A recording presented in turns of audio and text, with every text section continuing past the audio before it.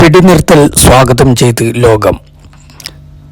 American മധ്യസ്ഥതയിൽ ഇസ്രായേലും ഇറാനും അംഗീകരിച്ച വെടിനിർത്തലിനെ സ്വാഗതം ചെയ്ത് ലോകരാഷ്ട്രങ്ങൾ. എന്നാൽ വെടിനിർത്തൽ എത്രത്തോളം തുടരുമെന്നതിൽ ലോകം ആശങ്കയിലാണ്. യുഎസിന്റെ അഭ്യർത്ഥന പ്രകാരം വെടിനിർത്തലിന് മധ്യസ്ഥത വഹിക്കാൻ ഇറാനുമായി ബന്ധപ്പെട്ടതായി ഖത്തർ അമീർ ഷെയ്ഖ് തമീം ബിൻ അഹമ്മദ് അൽ താനി പറഞ്ഞു. വെടിനിർത്തലിനെ സ്വാഗതം ചെയ്യുന്നു. വെടിനിർത്തൽ ലംഘനങ്ങൾ അസ്വീകാര്യമാണ്. വെടിനിർത്തൽ നിലനിൽക്കുമെന്നും നയതന്ത്രം വിജയിക്കുമെന്നുമാണ് ഞങ്ങളുടെ പ്രതീക്ഷ. ഈജിപ്തുമായി ചേർന്ന് ഗസ വെടിനിർത്തൽ ചർച്ചകൾ 2 ദിവസത്തിനുള്ളിൽ പുനരാരംഭിക്കുമെന്നും അൽത്താനി കൂട്ടിച്ചേർത്തു.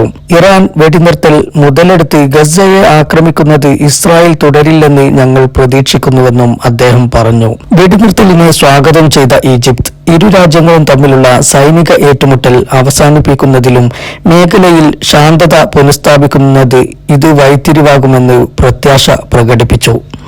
യുദ്ധാന്തരീക്ഷം ഒഴിവായതിൽ സന്തോഷമുണ്ടെന്ന് ലബനാൻ പ്രധാനമന്ത്രി നവാഫ് അബ്ദുള്ള സാലിം സലാം പ്രതികരിച്ചു.